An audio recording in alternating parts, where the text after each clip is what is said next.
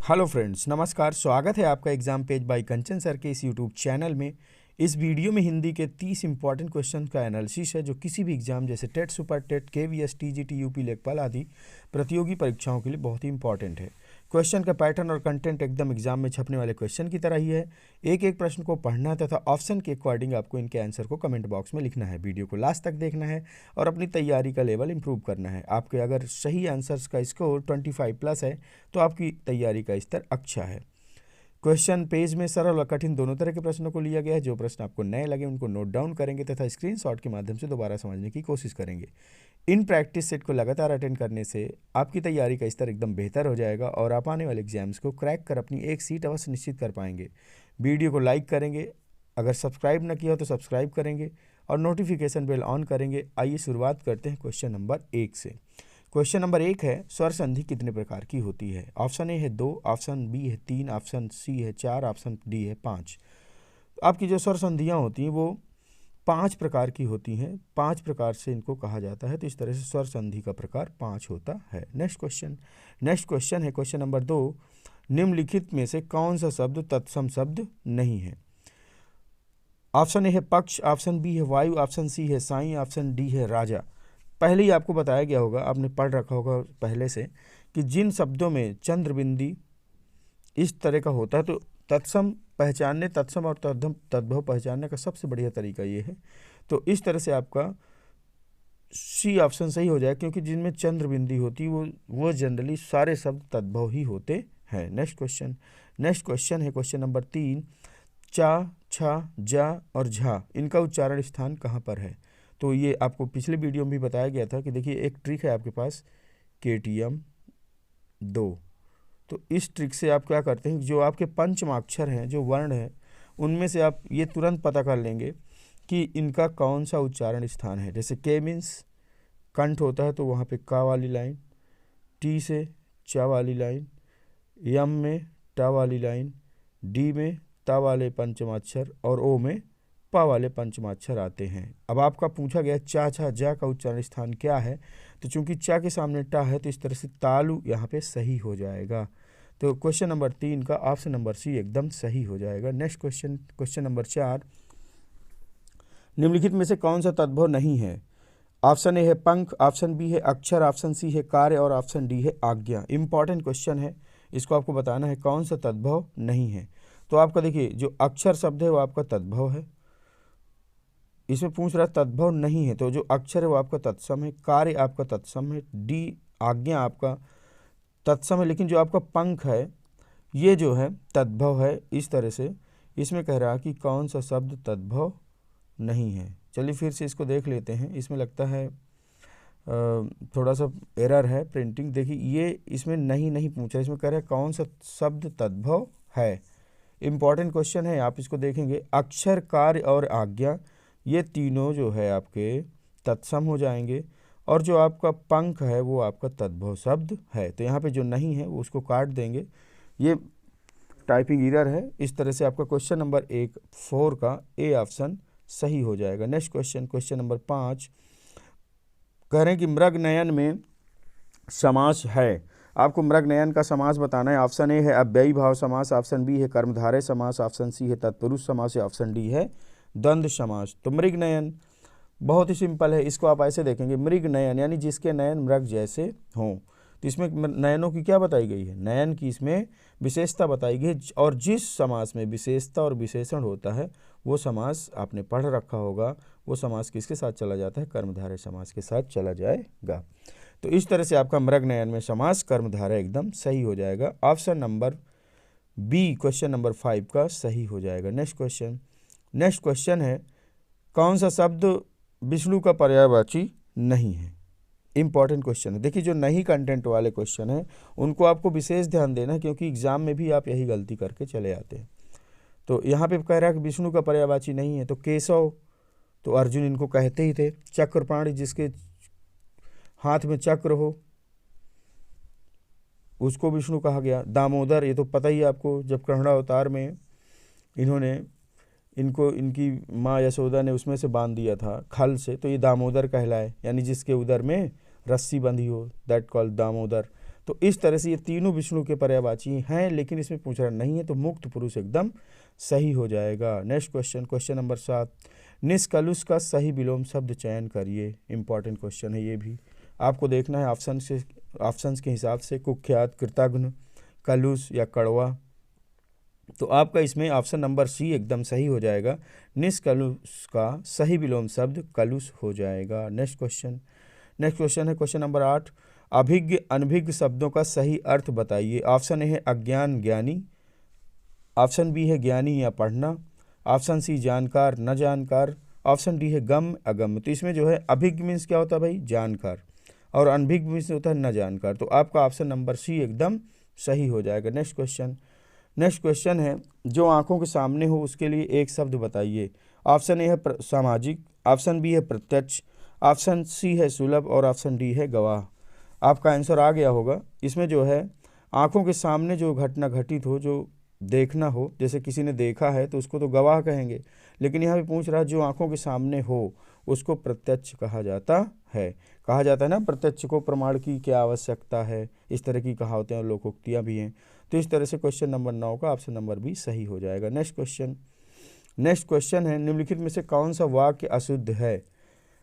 पढ़ना है आपको ध्यान से और अशुद्ध वाक्य का इसमें चयन करना है। यह एक गंभीर समस्या है। मुझे बड़ी भूख लगी है, मैंने राम से पूछा, वह घर जाएगा। तो आपके जो नीचे वाले दोनों वाक्य हो तो सही हो जाएंगे, लेकिन अब आपको यह एक गंभीर समस्या या मुझे बड़ी, हाँ देखिए मुझे बड़ी भूख लगी, ये आपका वाक्य अशुद्ध है, क्योंकि मुझे बहुत भूख लगी है ये होता तो आपका सही हो जाता। इस तरह से क्वेश्चन नंबर 10 का ऑप्शन नंबर बी एकदम सही है। नेक्स्ट क्वेश्चन नंबर 11, निम्नलिखित में से कौन सा शब्द पुल्लिंग है। ऑप्शन ए है अंधेर, ऑप्शन बी है नकेल, ऑप्शन सी है मुंडेर और ऑप्शन डी है बटेर। तो इसमें देखिए पहले ही आपको बताया गया है कि जब आप वाक्य का प्रयोग करेंगे शब्दों में तो फिर आपको एकदम से निकल के आ जाएगा कि स्त्रीलिंग है या पुल्लिंग है। नकेल क्या कहा जाता है, नकेल लगाई गई, मुंडेर टूट गई, बटेर पकड़ी गई, लेकिन अंधेर हो गई नहीं होता, अंधेर हो गया। तो इस तरह से आपका क्वेश्चन नंबर 11 का ऑप्शन नंबर ए एकदम सही हो जाएगा। नेक्स्ट क्वेश्चन है, सामाजिक पदों पुनरुक्त युग्मों के साथ प्रयोग किया जाता है। कौन सा विराम, अल्प विराम, अर्ध विराम, योजक चिन्ह या उद्धरण चिन्ह। देखिए जब आप इनको ठीक से देखेंगे, पहचानेंगे, तो आपके जो जैसे ये शब्द है आपके सामने, मान पुनरुक्त शब्द कौन है, जैसे लिखा गया यहाँ पर साथ साथ, मान लो साथ साथ लिखा गया। अब आप ये बताइए इसके बीच में कौन सा लगा सकते हैं, अब तो समझ में आ गया होगा ना। तो साथ साथ के बीच में कौन सा लगेगा, योजक चिन्ह। तो आपका ऑप्शन नंबर सी एकदम सही हो जाएगा। नेक्स्ट क्वेश्चन नंबर 13, सावधान करना के अर्थ में मुहावरा है। इंपॉर्टेंट क्वेश्चन है, इसका आप सही कर ले जाएंगे। आंख दिखाना, कान खोलना, ओंठ चबाना, खून पीना। तो सावधान करना का जो सही अर्थ मुहावरा हो जाएगा वो कान खोलना सही हो जाएगा। नेक्स्ट क्वेश्चन है, हृदय पवित्र तो सब ठीक में प्रयुक्त होने वाली लोकोक्ति का नाम बताइए। मान न मान, मैं तेरा मेहमान, मार मार कर हकीम बनाना, पराये धन पर लक्ष्मी नारायण, मन चंगा तो कटौती में गंगा। हृदय पवित्र तो सब ठीक, तो अर्थ से लग रहा है कि इसमें ये आपकी ये ऑप्शन डी, मन चंगा तो कटौती में गंगा, एकदम सही हो जाएगा। नेक्स्ट क्वेश्चन है क्वेश्चन नंबर 15, वाराणसी, इलाहाबाद, लखनऊ के आसपास कौन सी भाषा बोली जाती है। अवधी बोली जाती है, ब्रज बोली जाती है, भोजपुरी बोली जाती है, मैथिली। देखिए कुछ पहले आपको पढ़ा रखा है कि मैथिली जो है आपकी ये बिहार के बहुत सारे ज़िलों में बोली जाती है, तो ये तो होगा नहीं। इसके बाद आपका भोजपुरी, ये जो है बलिया और गोरखपुर की तरफ बोली जाने वाली भाषा है। ब्रज आपकी मथुरा, दिल्ली, एनसीआर के आसपास।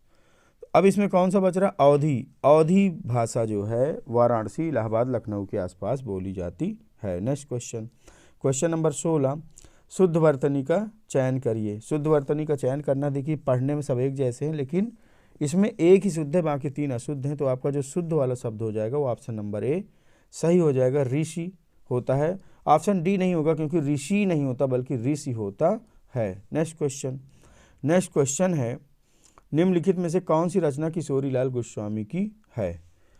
ऑप्शन है आपके पास प्लेग की चुड़ैल, पंडित और पंडितानी, इंदुमती, 11 वर्ष का समय। तो इसमें किशोरी लाल की जो रचना है वो आपसे पूछा जा रहा है कौन सी है। तो इसमें देखिए आपका इंदुमती ऑप्शन सही हो जाएगा। जो किशोरी लाल गोस्वामी है उनकी रचना का नाम इंदुमती है, और इंदुमती एक कहानी है जिसमें इस चीज़ का वर्णन है कि एक इंदुमती जो लड़की होती है अपने पिता के साथ विंध्याचल के घने जंगलों में रहती है और उसने जंगल के बाहर की दुनिया को नहीं देखी। जब आप इस कहानी को पढ़ेंगे यकीनन आपको बहुत अच्छा लगेगा, बहुत मज़ा आएगा। और ये विंध्याचल प्रांत जो आपके मिर्ज़ापुर और सोनभद्र के आसपास का जंगल है वहाँ पे जो है ये रहती थी। तो इस तरह से, और अब देखिए इसमें और भी है भाई, प्लेग की चुड़ैल। अब प्लेग की चुड़ैल किसकी है इसका बताइए। तो प्लेग की चुड़ैल जो है भगवान दास जो कि शिक्षा शास्त्री थे उनकी रचना है। भगवान दास एक स्वतंत्रता संग्राम सेनानी भी थे और 1955 में भारत रत्न से भी सम्मानित किया गया था इनको। प्लेग की चुड़ैल कहानी का जो कथानक है वो इलाहाबाद में प्लेग की बीमारी फैलने से शुरू होती है और हास्य व्यंग्य और हिचकोले लेते हुए कहानी सुखांत पर ख़त्म हो जाती है। आप इस कहानी को पढ़िएगा, बहुत ज़बरदस्त कहानी है ये। और किसकी लिखी हुई है? भगवान दास। ठीक है। ऑप्शन बी में है पंडित और पंडितानी। ये कहानी गिरिजादत्त वाजपेयी की कहानी है। 11 वर्ष का समय, ये भी आपकी रामचंद्र शुक्ल जी की ये कहानी है। ये भी प्रमुख आलोचक, निबंधकार और कहानीकार थे। तो इस तरह से देखिए एक ही ऑप्शन के साथ, देखिए जहाँ पर डिस्क्रिप्शन होगा वहाँ पे किया जाएगा। आपका वीडियो थोड़ा सा लंबा हो जाएगा लेकिन आप कॉपी और पेन लेके बैठेंगे तो आप इसको नोट डाउन करेंगे। नेक्स्ट क्वेश्चन है क्वेश्चन नंबर 18। निम्नलिखित में से कौन सा विदेशी शब्द नहीं है? Important question. कमर, कमरा, कमेटी या कान। तो आपका जो कान शब्द है वो विदेशी नहीं है, बाकी तीनों ऊपर के विदेशी शब्द हैं। नेक्स्ट क्वेश्चन, कौन सा शब्द पुल्लिंग है? मंत्रणा, सभा, मंडली या न्याय। तो जैसे अभी बताया गया वाक प्रयोग करेंगे तो अपने आप पता चल जाएगा। तो न्याय होता है ना कि न्याय होती है। तो आपका पुल्लिंग शब्द ऑप्शन नंबर डी सही हो जाएगा। Next question number 20। प्रौढ़ का अर्थ बताइए। देखिए प्रौढ़ शिक्षा अभियान चलाया गया था ना 90 के दशक में, तो इसमें आपका क्या हो जाएगा? प्रौढ़ मीन्स होता है वयस्क, यानी जो वयस्क व्यक्ति हो उसके लिए प्रौढ़ शब्द का इस्तेमाल किया जाता है। नेक्स्ट क्वेश्चन है क्वेश्चन नंबर 21। कौन सा शब्द उपाय से संबंधित नहीं है? 3 शब्द इसमें उपाय के मतलब पर्यायवाची हैं, लेकिन आपका एक ही शब्द ऐसा है जो उपाय से संबंधित नहीं है। तो ऑप्शन ए है तरकीब, साधन, विलक्षण या युक्ति। तो इसमें जो है आपका जो विलक्षण शब्द है वो तरकीब से संबंधित नहीं, बाकी तीनों शब्द क्या हैं? इसके पर्यायवाची हैं। तरकीब मीन्स भी उपाय होता है, साधन मीन्स भी उपाय होता है, युक्ति मीन्स भी उपाय होता है। Next question number 22। पुष्कर का सही अर्थ बताइए। इंपॉर्टेंट क्वेश्चन है, पुष्कर का सही अर्थ बताइए। नदी का नाम है, मूषक है, ट्रेन का नाम है या सरोवर है। तो आपका इसमें जो है पुष्कर जो है सरोवर का नाम है। इस तरह से आपका एक पुष्कर मंदिर भी है राजस्थान में। ठीक है, ब्रह्मा जी का एकमात्र मंदिर है, ये आपका जीएस है, कभी भी पूछा जा सकता है, और राजस्थान जिले में अजमेर शरीफ के पास। Next question number 23। शासन द्वारा जनता के लिए योजनाएं चलाई गई हैं, इसमें आपको कारक की पहचान करना है। ऑप्शन है संप्रदान कारक, ऑप्शन है अपादान कारक, ऑप्शन है कर्म कारक या ऑप्शन है करण कारक। तो शासन द्वारा जनता के लिए, अब पहले ही बताया गया जहाँ पे के लिए शब्द आएगा वहाँ पे संप्रदान कारक हो जाएगा। तो ऑप्शन नंबर ए आपका 23वें क्वेश्चन का सही हो जाएगा। नेक्स्ट क्वेश्चन है ब्रह्मा, खालिस्तान, महेश, ये तीनों खालिस्तान शक्तियाँ जगत का संचालन करती हैं। तो ये तो बहुत ही आसान है, इसमें भरेंगे ब्रह्मा, विष्णु, महेश, और आपका शक्तियाँ भरा ही है। तो आपका ऑप्शन नंबर डी सही हो जाएगा। नेक्स्ट क्वेश्चन है पीपर, पात, सरिस, मंडोला में कौन सा अलंकार है? ऑप्शन ए है उपमा अलंकार, ऑप्शन बी है रूपक अलंकार, ऑप्शन सी है अनुप्रास अलंकार या ऑप्शन डी है श्लेष अलंकार।